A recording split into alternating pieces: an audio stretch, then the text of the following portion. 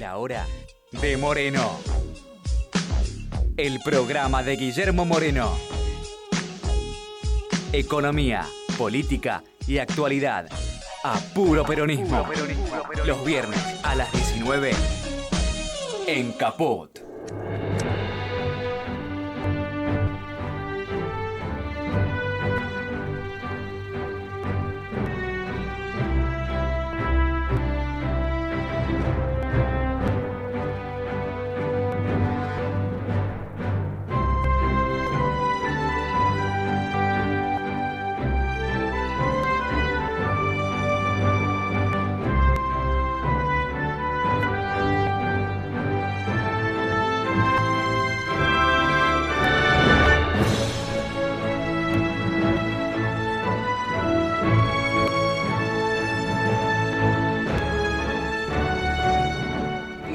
Moreno, ¿cómo le ¿Sabe va? por qué no empezaba el programa? Porque estaba charlataneando. Claro. Bueno. Entonces usted decía que puedo seguir charlateando porque no estamos al aire. Yo le decía, mira, hasta que no dé la instrucción no vamos a estar al aire. Bueno, ya la dio como corresponde sí, y ahora estamos. Que puedo dar, Chariú, anda acostumbrándote al ¿sí? programa con dos. Sí, dale. Encima tenemos dos señoras, Gitia por un lado y la Pimpi por el otro. Imposible. Ahora. Hoy va a ser un programa, femenino. De paridad de género estamos. Estamos como de paridad. corresponde a la ley. Estamos de paridad. Estamos muy bien. Vio que qué semana de lluvia y tormenta, ¿no? Estos señores hablan de tormenta y habló la semana pasada el señor presidente, ahora Marcos Peña, tormenta, frío. Y estamos de tormenta. Son chamanes. ¿Viste? Llamaron a la tormenta y le hicieron perfecta la tormenta. Sí, no. El problema es que nadie les pidió que hicieran eso. No, nadie le está pidiendo nada de lo que están haciendo. No, claro, la verdad que es terrible. Sobre dos temas me gustaría reflexionar de introducción y después vamos a conversar de economía con Pimpi y con Pablo, contigo naturalmente, como lo hacemos siempre. Una experta Gitia. en economía, por cierto. Pero vos sabés que en general de los mensajes que recibimos cuando viene Pimpi en la televisión o acá, dicen, pero qué bien Pimpi, porque sin ser economista solamente es doctor en economía. Ni ser doctor que no curaba a nadie, ni menos en economía. Solo en matemática. Ni más ni menos.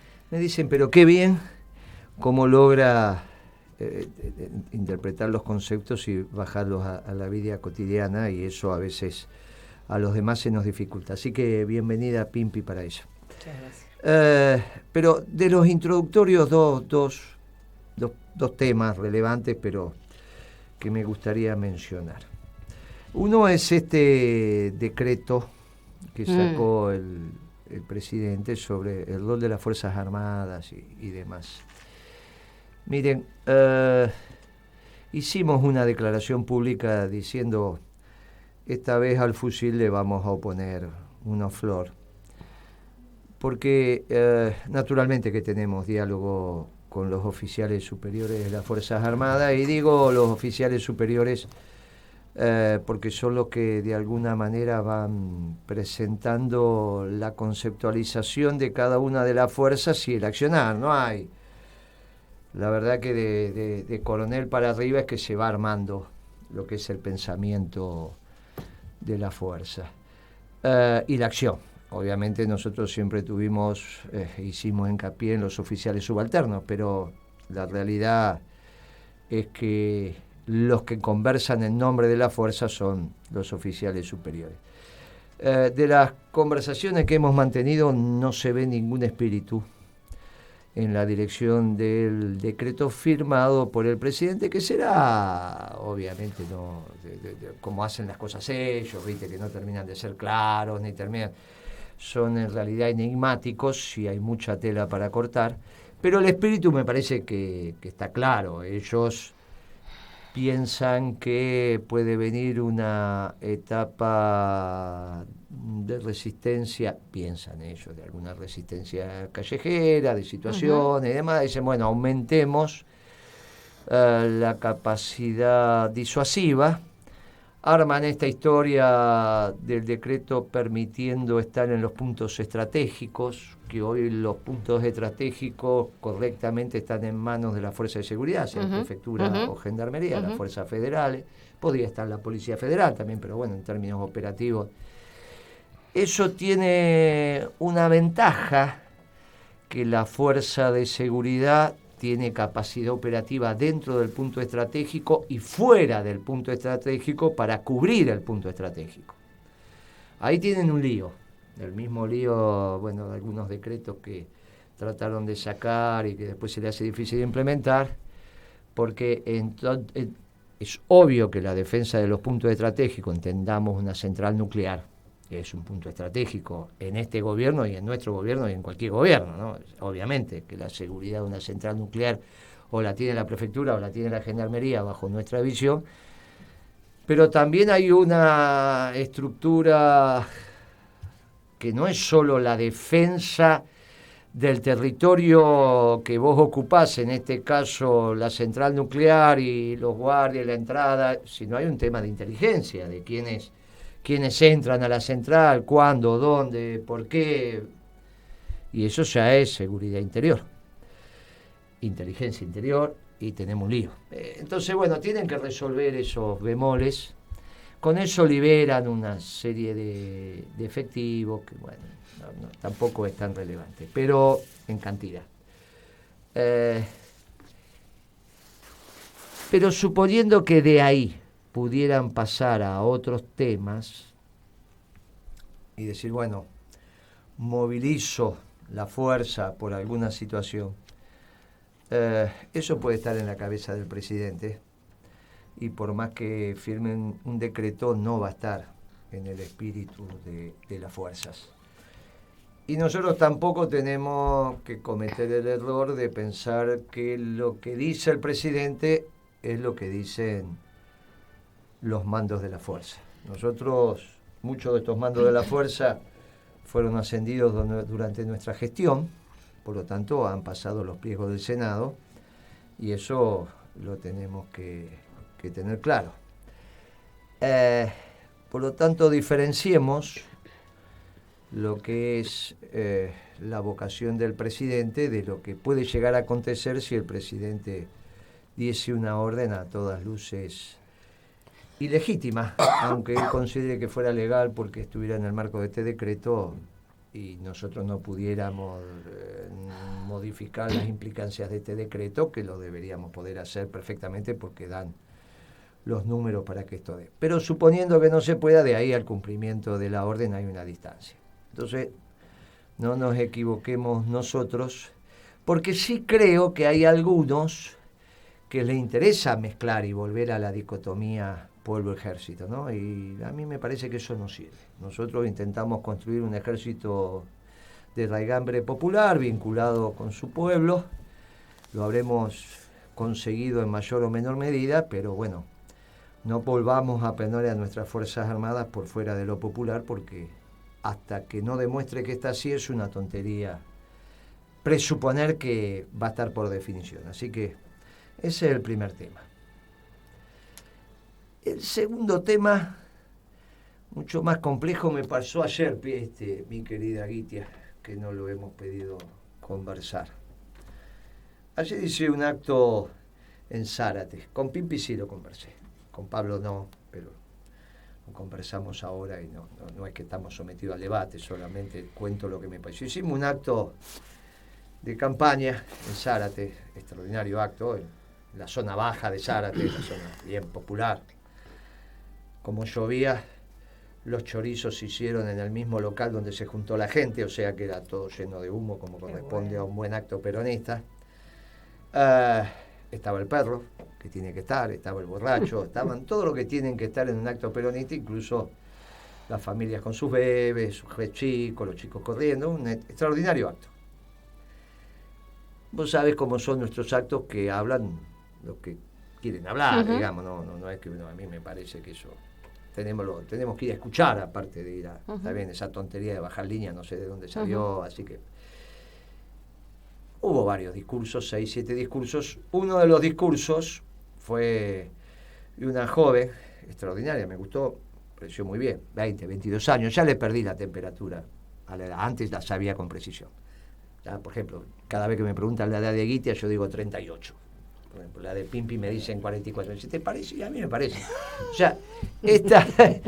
alguna vez caballero. Es un Sí. caballero, es un Entonces, caballero, es un compañero caballero. Entonces, pero por ahí andaba, por ahí cantaba Garay, con su pañuelo verde en el cuello, no, perdón, en la muñeca, viste que lo usan en el cuello o en la muñeca, y bueno, en el discurso ella se presenta sabiendo que era un acto, y está bien, está perfecto, aparte milita en nuestro espacio y levanta la consigna de Moreno presidente, todos los que estaban ahí gritaban Moreno presidente, todas esas cosas que se gritan en los actos, 500 personas gritando eso en Zárate me llenó de orgullo, y entonces empieza su discurso diciendo: me eligieron para hablar en nombre del género.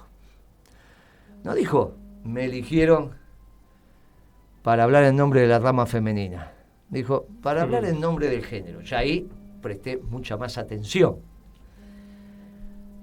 Y claro, cuando yo le presté atención y vio que le estaba prestando atención, me dijo, se dijo, uy, Moreno, me mira tan fijo, me pongo nerviosa. No, nena, yo casé el micrófono y digo, nena, seguí, compañera, siga, que la voy a escuchar atentamente. Y entonces empezó a explicar por qué hacía política y cuál era el objetivo de la política, que ellos estaban haciendo y detrás del cual se ordenaba en este espacio de Moreno presidente. Y dice, porque el leitmotiv de mi ordenamiento en la política y lo que queremos destruir, y este es el punto de ruptura, es el patriarcado. A la pelota. Ahí ya, claro, hizo todo el discurso sobre el patriarcado. Y yo le dije, o sea que el hecho revolucionario es la destrucción del patriarcado. Le pregunté, desde ya me dijo. Bien, siguieron hablando, habló Marita, y después habló el presidente del Partido Justicialista de Zárate. Claro, estábamos el día de la movilización por este decreto, además el compañero había estado detenido y desaparecido con su padre varios meses, 3 o 4 me parece que dijo, y entonces contó su experiencia personal, de cómo lo habían torturado, lo habían hecho, todas las cosas que sabemos que pasaron. Y entonces ahí surgió naturalmente el nunca más, los compañeros presentes, porque está claro que este decreto de Macri nos hizo revivir a nuestra generación una serie de historias, ¿está bien? Y el compañero tiene mi edad, entonces, exactamente bien. Entonces, me tocó hablar a mí y conté, y los 2 discursos que habían sido, o que al menos pretendo ahora sintetizar, eran esos 2. La revolución es terminar con el patriarcado, o la revolución sigue siendo por la que algunos compañeros no envejecieron con nosotros, con vos y conmigo y con Pimpi, con vos, Pablo, ¿no? La de una patria justa, la de una patria libre. Obviamente hay una patria soberana, tenemos diferentes visiones metodológicas. Algunos que para construir una patria justa avanzan sobre la propiedad privada, los que decimos que no es necesario avanzar sobre la propiedad privada, que al contrario, la posibilidad de que se recree la base material de la nación tiene intrínseco la propiedad privada, y ya quedó demostrada que anular la propiedad privada en realidad no llegó a pueblos felices, pero sí nos tenemos que ocupar de la distribución, entonces ahí aparecen los peronistas, en fin, esos debates sobre la revolución, pero que la revolución tenía unos hechos claros, digamos, en nuestra generación. Luchábamos por un mundo distinto. En lo que tenía que ver en las relaciones entre los hombres y la apropiación de los frutos del trabajo. En eso estaba claro, digamos, ¿no? No entraba el tema del patriarcado. En el caso de la revolución peronista estaba claro que es codo a codo, ¿no? Nosotros no nos identificamos, los peronistas, con esto del patriarcado y esta historia de siempre fue codo a codo con nuestras compañeras y siempre hablamos de las parejas y siempre hablamos de Perón y Eva, y les guste o no, se hablaba de Yoma y Menem y se hablaba de Chichi Dualde y se habla de Néstor y Cristina. Cada uno con su... Pero siempre hay parejas ahí y en nuestros matrimonios y siempre vamos juntos. O sea, siempre construimos de a dos. Pero me quedó para la reflexión este tema de que quizás ahora la revolución sea una revolución de naturaleza distinta. No un hecho de que vos me digas, mira, es un hecho que vos lo tenés que interpretar esto como el matrimonio igualitario, ganar derechos, que es un debate. Sí, Esto fue distinto, la revolución es terminar con el patriarcado y por eso me convoca la política y por eso vengo acá. Y si la revolución es esta, me quedo, y si no es esta, no me quedo. Con lo cual fue encantador, yo la puse al lado mío, porque al lado mío estaba el presidente del partido, le dije, mira, vamos, porque inexorablemente tenía que contestar, y contesté sobre la revolución, lo que yo considero que sigue siendo la revolución, porque finalmente somos revolucionarios. Vamos a transformar esta estructura para que contenga a todos sus hijos. Y hoy, claro, estamos con este tema. Hoy me hicieron un especial en la radio de las madres, y fue toda la radio. Al final vinieron todos, ¿no? Eran como 8, 10. Y ahora me llamó Aníbal, porque Aníbal tiene algo que ver con la radio y yo no lo sabía, Aníbal Fernández. Me dijo, mira, estuviste en la radio, se armó una conmoción, te quiero felicitar porque el programa salió, bla, bla, bla. No salió todavía, pero ya lo grabaron, lo van a pasar el martes. Dije, Aníbal, mira, decimos cosas tan tremendas que si no lo querés pasar, no lo pases. Digamos, yo no me voy a enojar que no lo pases, porque entiendo todo, o casi todo. Y me dijo, ¿cómo no lo voy a pasar? Sí, pero ¿cómo no lo voy a pasar? Aníbal. Pero lo recontra voy a pasar. Digo, mira, Aníbal, escuchalo. Y sí, porque claro, empezamos a hablar de la revolución. Y de qué nosotros, por lo que nosotros luchamos, peleamos, porque los nuestros no están, porque... Y yo decía, miren, esta era la radio de las madres, no sé si está Eve, no está, seguramente no está, pero supongamos que estuviera Eve, porque espiritualmente está. No me la imagino a Eve diciendo que en realidad perdimos lo que perdimos porque solamente el hecho... Al margen de que tengamos que discutir si la sociedad tiene o no tiene, pero como en el baño de esta radio, ya viste que cuando vos sos joven no hace falta, Pablo, que vayamos tanto al baño, pero a medida que vamos, y ya fui varias veces al baño en esta radio. Y antes en las paredes se escribía a esas cosas que se escribían en los baños, al menos el de los varones, pero eran los baños de los bares. ¿Viste? Alguna máxima, pero se hacía medio escondida. Bueno, en el baño de esta radio te dejan un crayón para que vos escribas, ¿no? Un marcador. Entonces vos tenés que ser algún pensamiento, ¿no? Ahí. Y uno de los pensamientos que leí, que evidentemente es un baño mixto, como corresponde, ¿no? Corresponde en esta radio, es un baño mixto. Y entonces dice... Perfecto. Muy bien. Entonces se ve que alguna dama... no sé, capaz que fue un varón, escribió, ¿la revolución será femenina o no será? Se ve que esta Guitia no fue tanto al baño acá, entonces no vio, hay una cosa, hay uno que dice, ahí me dice, ve que dice, sí, ¿la revolución será femenina? Yo pensé que eso era... Feminista. Ahí está, peor todavía, ¿feminista o no será? Entonces yo dije, estas cosas que se escriben en el baño, pero empecé a unir y dije... Caramba, capaz que ha cambiado la conceptualización de la revolución. Y se me abrió como un espacio ahí, diciendo, ¿y ahora?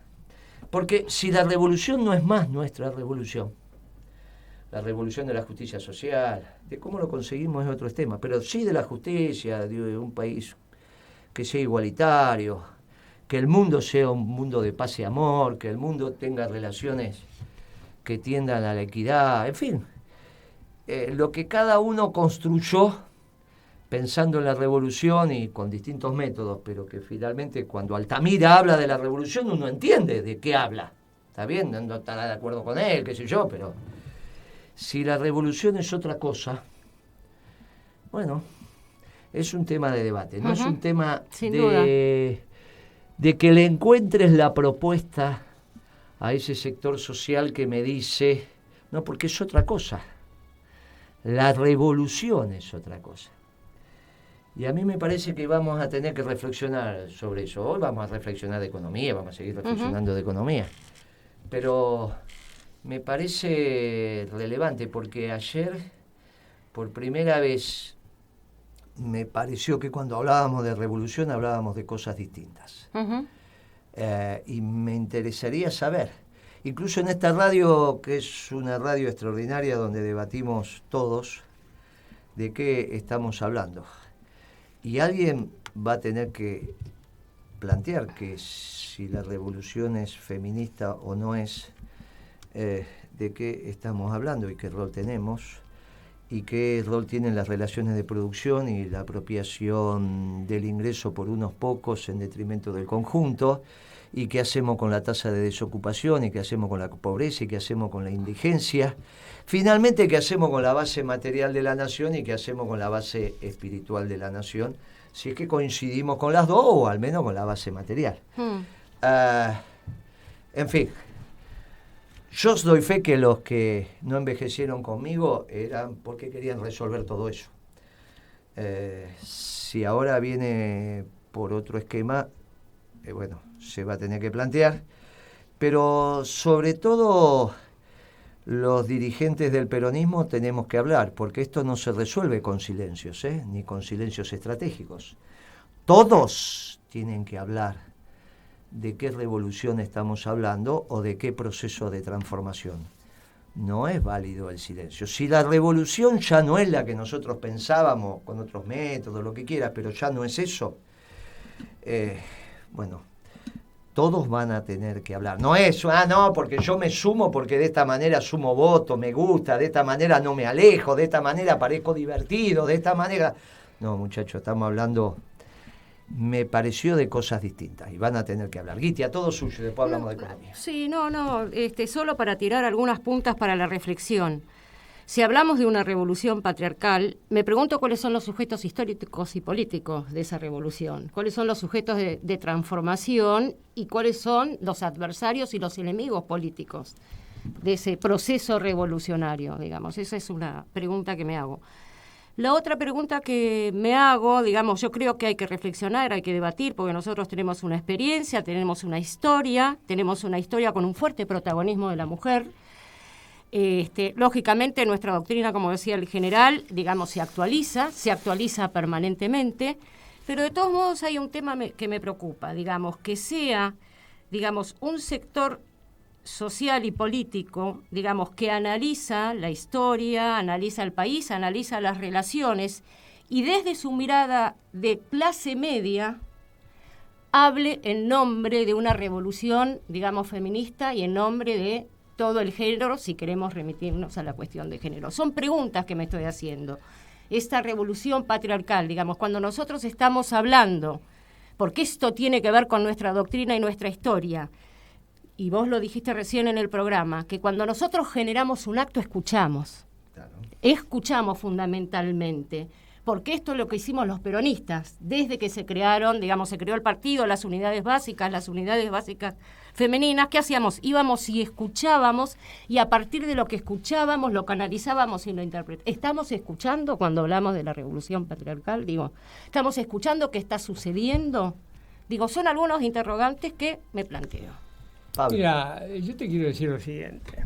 Si a esta revolución, o como la quieran llamar, si no tiene un punto de contacto con lo que para mí verdaderamente tiene que preocupar, que es la pobreza, que es la marginación, que es el desempleo, que es la falta de oportunidades, si no existe ese punto de contacto, yo no creo que sea ninguna revolución. Porque la revolución es eso, es encararse de esos temas. Y si yo estoy haciendo política, y en mi vida hice política y me dediqué a cuestiones públicas, esos eran mis objetivos, no eran otros mis objetivos. Ahora, si vos me decís, no, mira, hay una sociedad patriarcal que explica la pobreza, la miseria, el desempleado y todo lo demás, digo, bueno, Pablo, ¿qué clase de teoría es eso? Yo no lo conozco. O sea, que el patriarcado explique esos temas. Ahora bien, si alguien quiere poner eso como punto principal, yo digo, está en su derecho, pero yo creo, y nosotros como peronistas, nuestros objetivos son claros.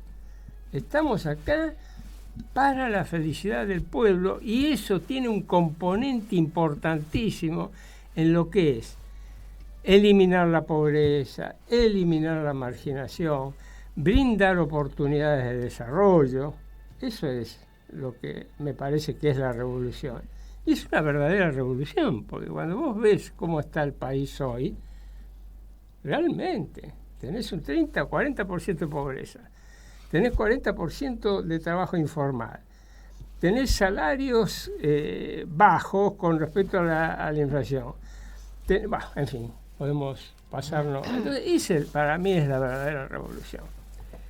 Vos sabés que yo te escuchaba la conversación esta, cuando me decías antes de venir acá, me contaba lo que decía esta chica, y yo digo, no es la primera vez que nos ocurre que se traspolan a nuestro país un supuesto pensamiento de transformaciones que vienen de otras sociedades donde probablemente las temáticas sean diferentes, porque bueno, ellos ya completaron ya su proyecto nacional, que nosotros todavía estamos patinando ahí, ¿no? Todavía volvemos y todavía tenemos que seguir hablando de oligarquía, o sea, todavía ni siquiera podemos completar un capitalismo que nos permita un desarrollo. Ustedes están elaborando cómo tiene que ser un modelo de desarrollo permanente, y te vuelve a aparecer esto, y a mí me remite a aquella frase de Evita que decía, de nada valdría un movimiento femenino en un mundo sin justicia social. Claro. Y eso, ¿qué te está señalando? ¿Qué te señalaba? Vos decís, nosotros siempre fuimos de pareja, siempre comprendimos que mujer y varón estamos a la par en la construcción de una Argentina libre, digamos justa, libre y soberana. Y cierto es que nosotros tenemos muchas batallas que dar, y Evita misma lo decía, cuando no solo trabajó por los derechos políticos de las mujeres, sino también cuando trabajó para que el Estado no termine, las leyes, decía ella, no terminen en la puerta de la casa, o sea, cuando integraba esa cosa del mundo de lo público y de lo privado, pero, bueno, como dice Pablo y como las cosas se pregunta a la Adriana, es desde la realidad misma que vos vivís. ¿Qué es lo que construye la desigualdad? ¿Qué es lo que hace que nos falte todo lo que nos falta? ¿Qué es lo que genera que no consigamos trabajo? Que estamos en una sociedad patriarcal. Eso es lo que está determinando lo que nos pasa, que no quiere decir que no veamos las dificultades que implica en la construcción de una sociedad justa, libre y soberana, las dificultades que tenemos naturalizadas de diferencia, de discriminación entre mujeres y varones. Y por eso han crecido los movimientos para luchar contra la violencia hacia las mujeres, por eso se han instalado debates que vale la pena que los sigamos, porque hay mucho para construir en ese proceso de equidad. Pero de ahí a pensar que la revolución es una revolución contra el patriarcado, pensar que esa es la revolución del momento, yo creo que nosotros tal vez deberíamos explicar muy claramente cuál es, por lo menos, la revolución en la que nosotros nos sentimos comprometidos, involucrados y de alguna manera responsables. Y sí, cómo podemos llegar a empalmar también en estos debates. A mí, digamos, hay un solo tema que, digamos, siempre me preocupó y es un tema que a mí me interesaría, digamos, trabajar desde el punto de vista político y propositivo. O sea, digamos, sabemos que nuestra sociedad tiene un altísimo nivel de violencia de género, por cierto, que es un tema que hay que atender, ocuparse y trabajar. Pero hay un problema de fondo que para mí subyace y es la madre de todas las violencias, que es el abuso y maltrato infantil. Porque aquellos que son abusados y maltratados de pequeños o pequeñas, digamos, es muy probable que después abusen y maltraten, digo. Y es un tema que es la madre de las batallas contra la violencia de género en particular. Y es un tema que nuestra sociedad no está tomando, digamos, con la conciencia y la profundidad que amerita. Y así como nosotros los peronistas nos preocupamos por los ancianos, nos preocupamos por los trabajadores, que son nuestra columna vertebral, y por los niños, digo, también tenemos que atender, me parece, en el nuevo proyecto y en las nuevas propuestas el tema del abuso y el maltrato infantil, que para mí es la madre de todas las violencias. Estoy de acuerdo y obviamente si ese tema lo tenemos que abordar y tenemos que darle solución. En el próximo gobierno peronista lo tenemos que hacer. Lo que me quedó de ese hermoso discurso de esa compañera y que iluminó, porque finalmente hace 20 minutos que estamos reflexionando sobre el discurso, significa que iluminó, fue un discurso de 5 o 7 minutos, sí. pero iluminó, que es la virtud que tienen esos discursos, es que tomamos conciencia de que tenemos que volver a hablar de nuestro proyecto revolucionario en términos de lo que es un proyecto revolucionario. Integral desde ya, pero revolucionario. No es una propuesta acomodaticia. No es que nosotros estamos en política por la bolsa de trabajo y a ver de qué voy a trabajar. Empezamos a los 14 años y espero que cuando nos muramos ya esté terminado, porque queremos transformar la sociedad. Y quizás dejamos de hablar de revolución. Y como nosotros dejamos de hablar de revolución, la revolución pasó a ser otra cosa. Y a mí me parece que entonces tenemos que recuperar el concepto, al menos para nosotros, completo de la palabra revolución. Que en mi caso es terminar con la relación al interior de la distribución de los bienes y servicios en mi patria que cumple la oligarquía, las 1000 familias. Y estamos ahí de poder terminar con eso. De resolver una verdadera grieta que comenzó en Caseros, allá cuando el brigadier general pierde la batalla. Entonces, y desde ahí hasta ahora, y quizá ahora llegó el momento de poder pegar el zarpazo. Y a mí me parece que la motivación tiene que ver con que explicitemos este país distinto, que va a ser la construcción de un espacio revolucionario, de una sociedad distinta. Y claro, nosotros en nuestro gobierno no dijimos que estábamos haciendo hechos revolucionarios y que capaz que no lo estábamos haciendo. Y ahora sí vamos a hacer hechos revolucionarios. Quizás llegó el momento, quizás llegó la hora. Quizás ahora hay que convocar a la revolución. Y quizás es revolución contra revolución. La revolución del patriarcado que dicen algunos y la revolución que acaba de describir Pablo. Y quizás llegó la hora de decir, mire, los estamos convocando a una revolución. Revolución en paz, no hay ninguna duda. Que vamos a cambiar el status quo, no hay ninguna duda. Que lo vamos a hacer en el marco de la ley y el orden, no hay ninguna duda. Pero vamos a revolucionar la sociedad argentina. Y quizás nosotros pensábamos que lo decíamos y no lo estábamos diciendo. Y vinieron otros y empezaron a decir, no, nosotros somos la revolución y es esto. No, miren, ¿saben qué? Podemos estar equivocados, pero nosotros vamos a empezar a hablar de la revolución peronista. Vamos a empezar a hablar de la revolución del Movimiento Nacional Justicialista. Y desde nuestra humilde opinión, le vamos a empezar a decir por qué nos tuvieron que matar, por qué nos tuvieron que asesinar, por qué cada uno de nosotros tiene 50 que no envejeció con nosotros. ¿Y por qué? Y por qué eran revolucionarios, ellos y nosotros. Vamos a empezar a explicar detrás de esta candidatura, al margen de la cantidad de votos que saquemos, por qué nuestro programa de gobierno es profundamente revolucionario. Porque vamos a transformar, si se aplica, la sociedad argentina. Incorporaremos o no lo del patriarcado si alguno me lo dice, pero será un puntito ahí que no lo tengo muy claro. Pero sí tengo claro el tema de la revolución. Y es resolver lo que Pablo Chaliú nos estuvo señalando y que fue por lo que hoy no están los que tenían que estar con nosotros. Porque eran revolucionarios. Y por eso nos los hicieron desaparecer o los mataron.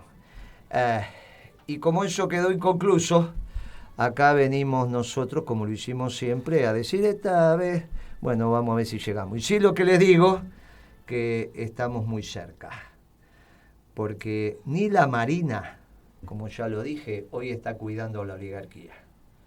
Y si la Marina no cuida la oligarquía, salvo que me quieran hacer creer que no la cuida a la oligarquía, porque ya no es el objeto de la revolución. La oligarquía, sí, sigue siendo el objeto de la revolución que tenemos que transformar. Por lo tanto, estamos muy cerca y vamos a salir a explicar en nuestra candidatura por qué pretendemos un país tan extraordinariamente distinto que solo se puede hacer a partir de una revolución. Pablo. ¿Vos sabés por qué es una revolución? Y ahora mismo vos te das cuenta de que hay gente que tiene conciencia que es una revolución. ¿Por qué?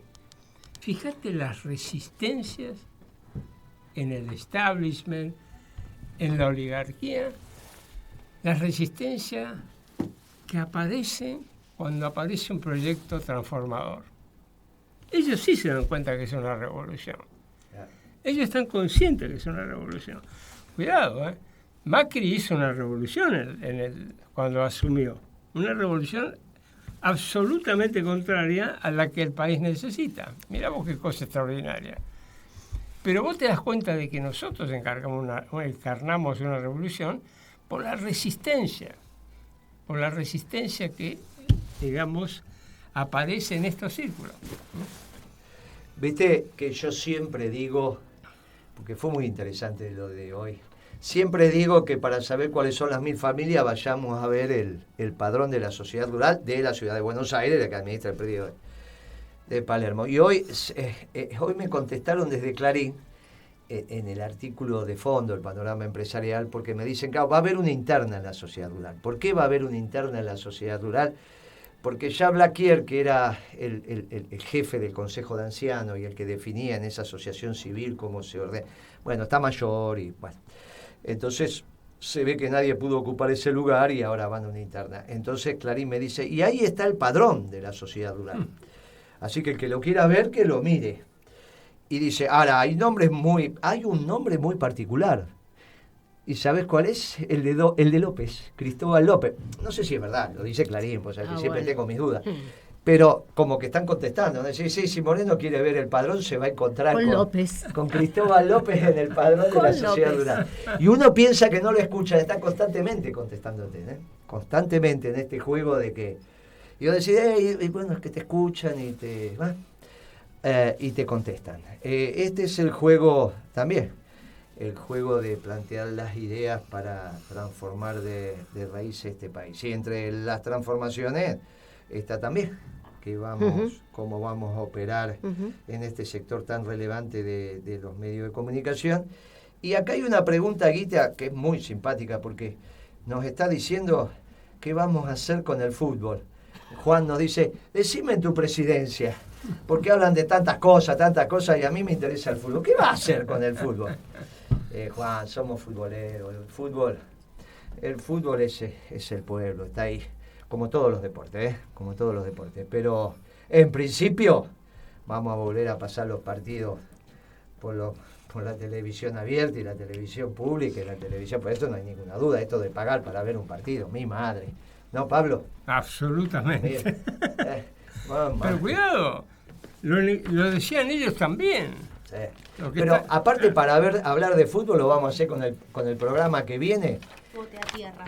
Vos sabés que es un programa que habla de fútbol, pero habla del fútbol del ascenso. Es tan difícil hacer un programa de fútbol del ascenso que tienen toda mi admiración. Así que los vamos a hacer pasar y nos quedamos 5 minutos con ellos porque la verdad que me encanta el programa que sigue. Ya que hay una pregunta sobre fútbol, la vamos a contestar con ellos. La dejamos algo que ha caracterizado al peronismo ha sido el deporte como un elemento de formación, de integración, de participación.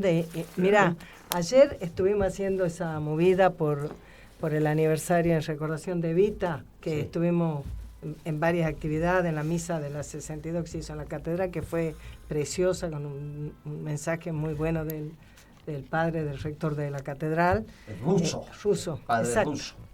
Pero antes estuvimos entre el sindicato de ama de casa y la unidad básica en la que estamos ahí a una cuadra con unos banners que hacen la trayectoria de Evita, que está precioso, y convidando chocolate, estaba horrible el día igual que hoy, chocolate calentito y torta frita que hacían las compañeras, que fue un éxito, y una compañera llevó una carta de una mujer que la leyeron en la Feria del Libro Justicialista, una santiagueña, que contaba la historia de cuando ella era chiquita e iba a primero superior, como había en la época nuestra, primero superior, esto no sabrán ahora ni qué son eso, pero nosotros no sé por qué teníamos primero inferior y primero superior, y a ella le tocó cuando empezó Evita, cuando empezó en el gobierno del general Perón en el año 47, la posibilidad de viajar desde Santiago del Estero en un tren que venía con chicos de Jujuy, de Tucumán, de Salta, y estaban un grupo de alumnas seleccionadas, y ella dice: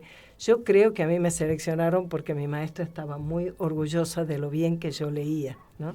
Y mi papá, que era zapatero, creo que dijo que era, cuando se enteró, mi mamá había muerto, dice, él nos cuidaba, me llevó a que la costurera me haga una ropa nueva, porque yo no podía ir, tenía que ir presentable, dice, ¿no? Y llegamos en el tren a Buenos Aires, y la mayor sorpresa fue que nos esperaba el general Perón y Evita. Y bueno, pasaron muchos años para que yo comprendiera la importancia que tenía que el presidente de la Nación se haya hecho ese momento para ir a esperar a unos chicos de las provincias que venían por primera vez a Buenos Aires, invitados. Y yo creo que todo eso y el deporte, y todas esas fueron cosas, las colonias de vacaciones que se armaron en el gobierno de Perón, sí iba a decir gobierno de Evita, pero bueno, la acción de Evita en el gobierno de Perón, que fueron tan importantes en la formación de valores. Después nos dedicamos a decir cuántos años tiene que tener la educación y si te tienen que enseñar una chorrera así de contenido, y no comprendemos que lo que uno mejor aprende es cuando tiene esa formación que es integral, y es como te dice el muchacho Juan Molina, como dice, de buena persona. Como dice, cómo formar buenas personas para formar el deporte. Me hiciste acordar de una anécdota. Llega una vez que me llama Kirchner ahí, ya era secretario de Comercio, antes no me llamaba cuando era secretario de Comunicaciones, y no sé, arrancaba muy temprano y después iba a la Quinta de Olivo y llegaba de vuelta, viste, a la 1, 12 iba para allá, y a las 4:30 venía, y yo escuché el helicóptero y me dijo, bueno, cuando yo llegue escucha el helicóptero y se viene. Y escuché el helicóptero y me fui, era el primero que estaba. Y teníamos que hablar 10 minutos. Bueno, y había una señora con un pibe, ¿no? Esperando. Yo estaba ahí. Y entra Kirchner y le dice, che, vení, le dice al pibe. Y empieza ese jueguito, ¿no? Y agarra, claro, ese jueguito con una pelota. Digo, ¿y qué le pasa? Digo yo. Y entonces le regala la pelota y se sacan una foto, 5 minutos. Y el pibe le había mandado una carta de que lo único que no tenía era una pelota. Mira. Y entonces Kirchner le había dicho, che, anda a comprar pelota. Y el pibe, imagínate, vos estás en el despacho del presidente con la madre. Jugando. Claro, le dijo, bueno, vení que te llevas. Y nos miramos y le dije que sos un gran peronista, vos sí que sos un gran peronista. Y me dice, este chico no se olvida nunca más de esto. Y esto es lo que vos estás contando, ¿no? Esos pequeños gestos. Pequeños grandes gestos. Claro, que vos le cambiás. El pibe mandó una carta, yo quiero una pelota número 5, no tengo, tac, venga que le doy la pelota número 5. Así, mete la mano en el bolsillo y compré una pelota número 5. La verdad que fue, bueno, esto me hiciste recordar esa anécdota y ese momento. La verdad que fue muy, muy agradable.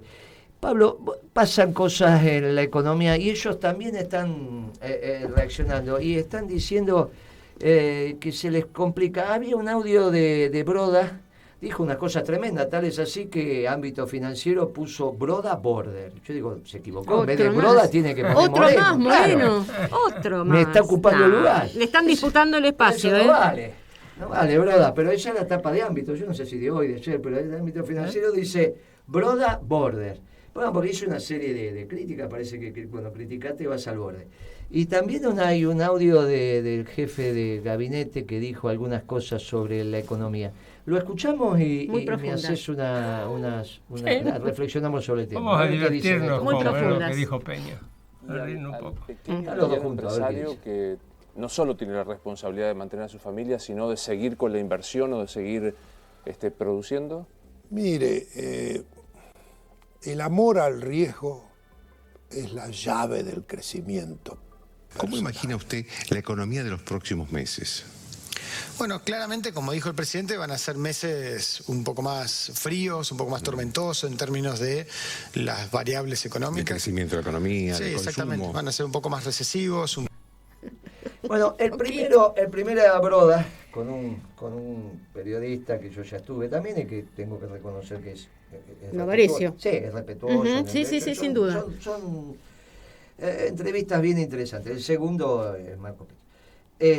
Lo del riesgo, y lo unimos, porque, claro, tomar riesgo no hay ninguna duda, ese es romper líneas, ¿no? Cuando vos decís en economía también, cuando vos decías que salir a la trinchera, siempre hay uno que sale primero atrás, y eso tiene que ver con ese espíritu animal que hace que el hombre... Bueno, esa es la vida. pero claro, siempre hay un contexto, vos no te vas a decir, porque soy arriesgado, inmolarse. Claro, te tirás en el Atlántico ¿viste? Y decís, a ver, quiero nadar, con agua helada vas a durar 10 segundos. Entonces hay y después lo que dijo el jefe de gabinete sobre que, como dijo el presidente, va a estar tormentoso y no sé cuántas cosas más. Hay que pasar el invierno, decían ¿cómo estás? otros. ¿Qué te pareció esto que hizo la producción de hilvanar el riesgo con que va a haber tormenta? ¿Te parece que en esta economía tiene alguna razonabilidad tomar riesgo? ¿Cómo estás viendo eso? No, bueno, yo te digo que el riesgo es un tema muy importante en la economía empresarial. Vos siempre afrontás un riesgo. Ahora, el riesgo tiene que estar acotado. Si vos tenés una manga de locos que están conduciendo el país, ¿no?, haciendo disparate, y encima de los disparates y todo lo demás te dicen, no, mire, va a llover un poco más, o va a tener un poco más de frío, es una locura. Ese riesgo vos tenés que asumir como empresario el riesgo, pero se hace tan inmensurable eso, se hace tan extraordinariamente grande, que ¿qué hace? Hace que todo el mundo se repliegue. Cuando vos tenés una conducción que no es lógica, que no es coherente, que no te lleva a buen puerto, aumentás el riesgo de una forma extraordinaria y haces entonces que la producción no sea factible, que la inversión no sea factible. Pero no es que los empresarios o quien sea tengan miedo de afrontar el riesgo, es que lo estás poniendo en una situación absolutamente extrema. Porque es obvio que cuando uno inicia un emprendimiento comercial, productivo, pecuario o agrícola, minero, de pesca, cualquiera de las actividades, comercio mayorista, minorista, hoteles, restaurante, como está dividida la economía, uno asume el compromiso patrimonial de parte de lo que ha ahorrado, atesorado, y el resto lo financia con el mercado. Uno de los elementos de asumir el riesgo es que haya mercado. Vos decís cuánto voy a vender, cuánto voy a comercializar, voy a poder colocar el producto, no voy a... claro, estos te destruyeron el mercado interno y el mercado externo.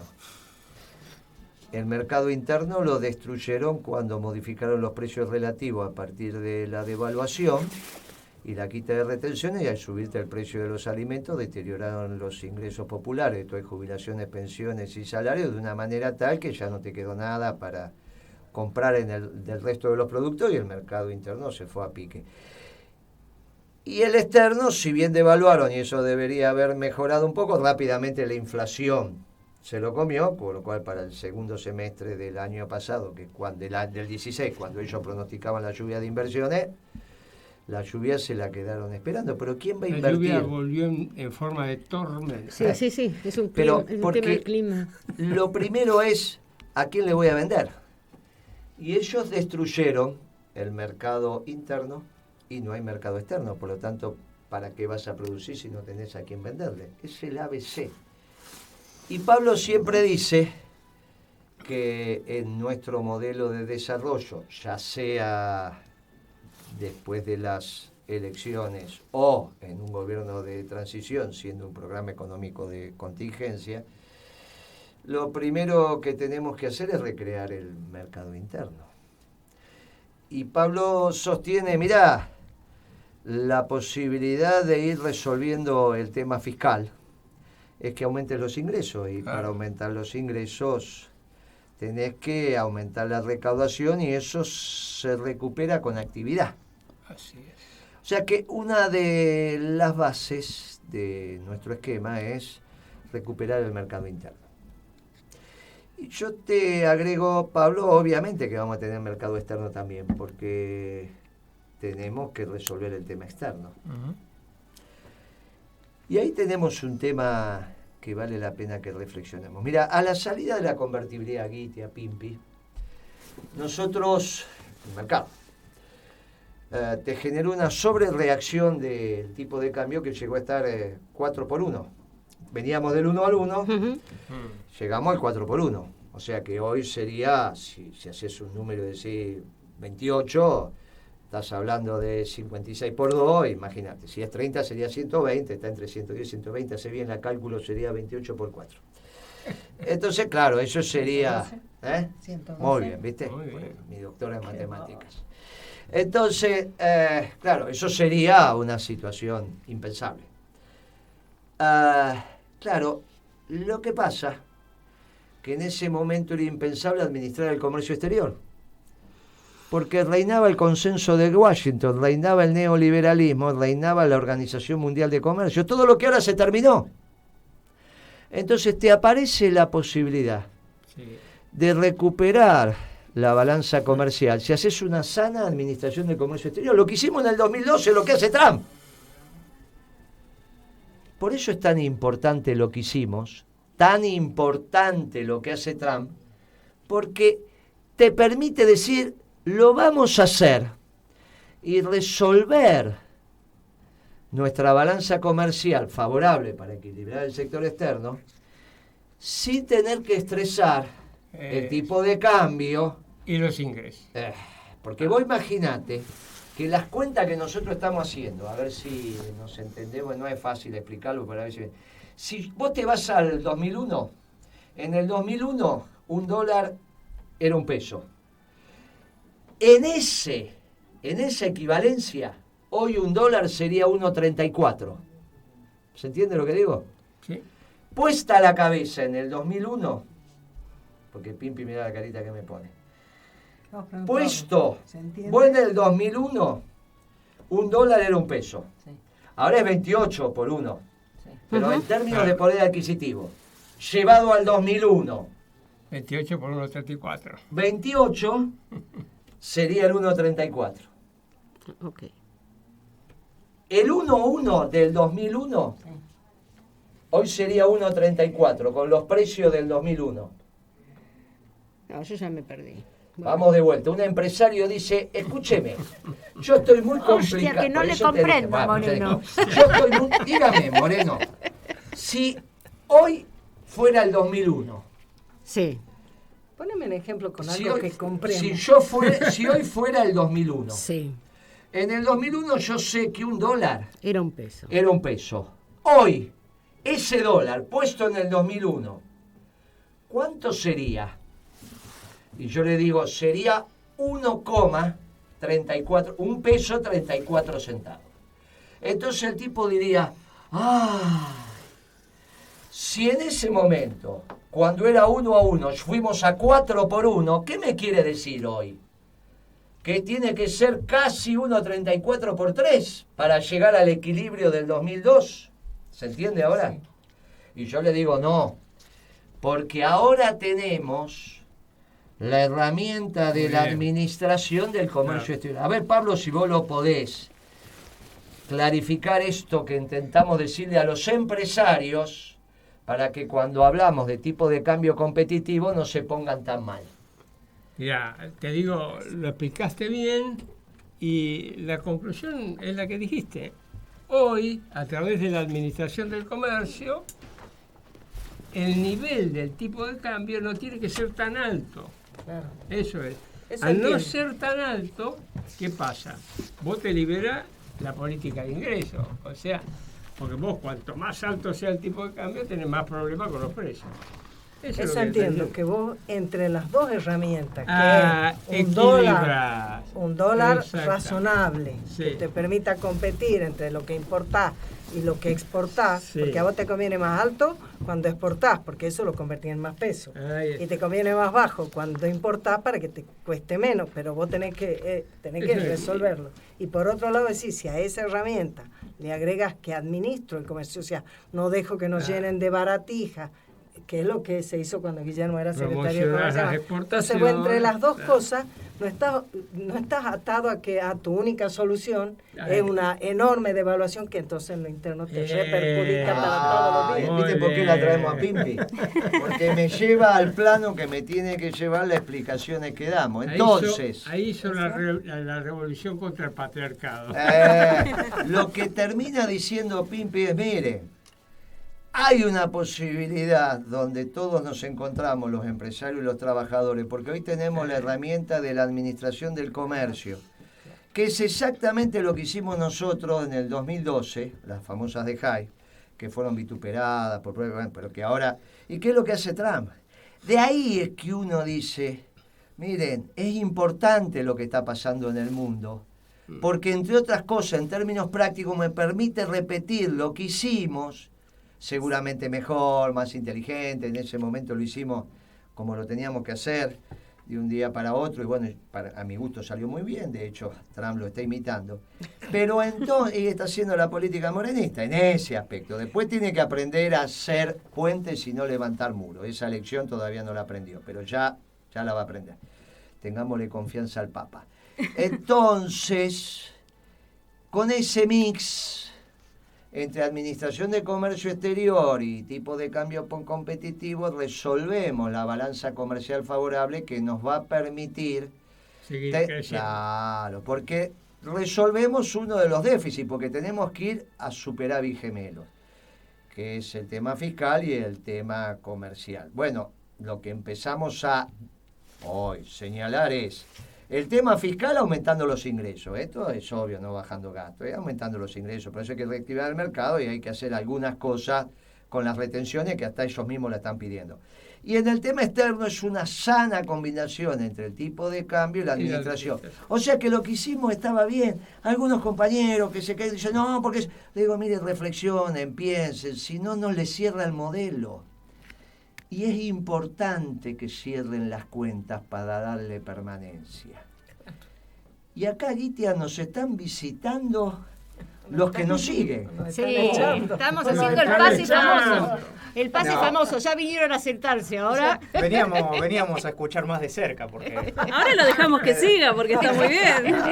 Ahora nos metimos. Che, decime una cosa, ¿cómo se le ocurrió hacer un programa del fútbol del ascenso? ¿Tocan todas las categorías o tocan...? Sí, para nosotros todas las categorías son iguales, porque en realidad nos gusta hablar desde la esencia y desde el espíritu del deporte, básicamente, que es recuperar el amateurismo, en cierta forma.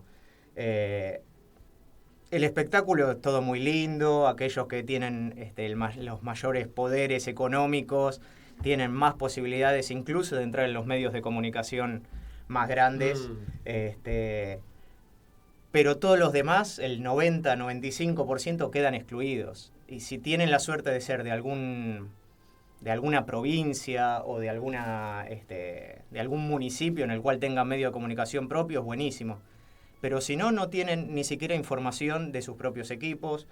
En los grandes medios de comunicación, con suerte aparece cómo salió el resultado y si hubo algún gol, con suerte. Y como tienen el monopolio del derecho de televisación, jamás van a ver un partido de la C. Claro. Contame lo tuyo, ¿y vos cómo te metiste en esto? Ay, por estos dos compañeros que tengo, sátrapas, falta otro integrante, Carlito Seriani, que él es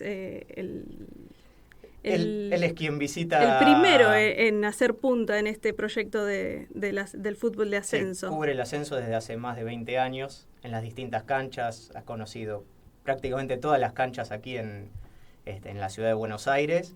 Sí, a los tres nos interesa el fútbol, nos gusta mucho el fútbol. A mí en particular me gusta mucho el fútbol, voy a la cancha, soy hincha, tengo mi... ¿De qué mi equipo? platea. Ay, ¿por qué? Sí, ¿de qué equipo? Sí, ¿no se dice? No Los se periodistas dice. deportivos no dicen, claro, me olvidé, disculpame, tenés razón, me equivoqué. Ya me encontrarán en alguna cancha No, me siempre. equivoqué. Ya te van a No pasa reconocer nada. en alguna En cancha. cambio Me usted equivoqué. sí, sabemos que es de Racing. Sí. ¿Vale? Incluso ustedes deben haber estado Sí. entonces al tanto cuando armamos el Club del Mercado Central. Sacachispas Claro, en el Sacachispas. 2012. Lo junté con Sacachipa, que se estaba yendo al descenso y lo salvamos. Claro, ascendió a la C ahí. Claro. Nosotros lo salvamos, estaba yendo aficionado y Sí. o sea, estábamos yendo, porque después la D viene y lo salvamos, sí.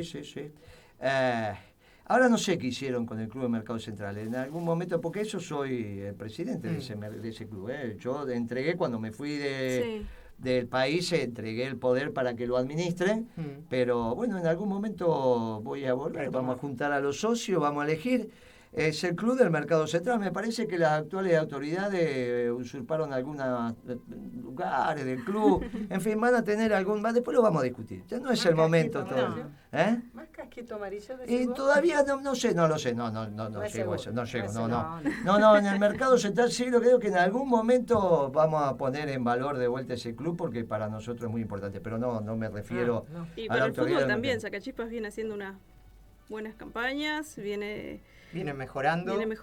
Pero incluso para el Club del Mercado Central, para toda su gente, hay un montón de...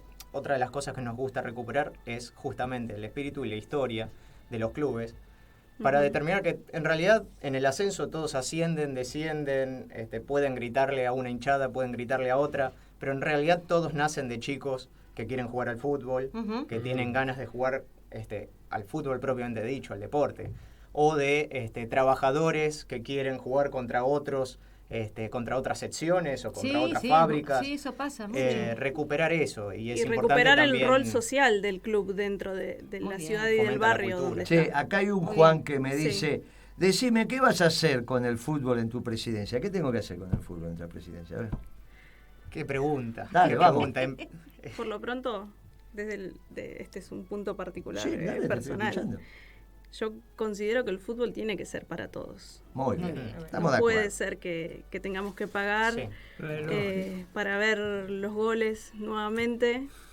Y en todo caso también hoy existen las facilidades tecnológicas para que cualquiera con una cámara, con un celular o con lo que fuere, tiene la posibilidad de acercar, por ahí no a nivel masivo, pero sí acercar, subir a internet comentarios, entrevistas. De hecho, muchos de los clubes tienen sus medios partidarios o sus medios que por ahí no tienen nada que ver con el club. Por ahí lo hacen de onda y porque les gusta.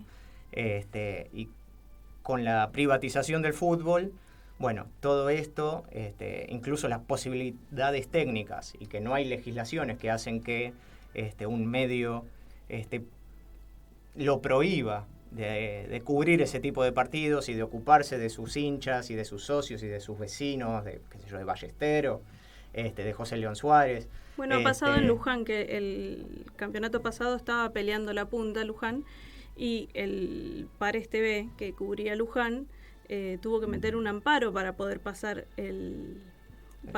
poder pasar los partidos. ¿Por qué? Porque por el derecho a televisación, por más de que no le importaba ni a ninguno de los dos grandes digamos que tienen los derechos, que no los vamos a nombrar por ahora, no los dejaban transmitir. Entonces había toda una gente que se quedaba sin ver los goles. Aparte no dejan transmitir. Y le cortan la transmisión en vivo. Y además transmiten 2 o 3 partidos de alguna categoría. Es decir, la mayor parte de los partidos se pierde información, y todos sabemos que en realidad hasta cualquiera lo haría por una cuestión de comodidad, si se quiere, de toda la infraestructura. Hay algunos clubes que tienen más suerte de ser televisados o transmitidos por radio o por lo que fuere que otros.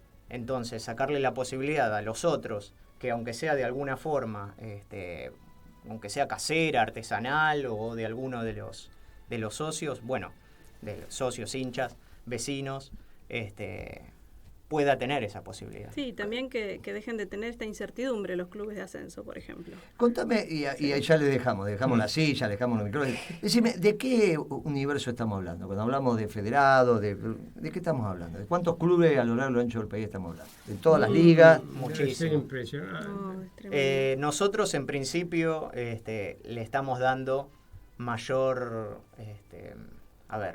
no digo importancia, Cobertura. pero cobertura por una cuestión inclusive de a nivel oyente, si se quiere, a nivel a los clubes de la ciudad de Buenos Aires, la región metropolitana y Córdoba, Santa Fe, pero hay muchísimos, Tucumán,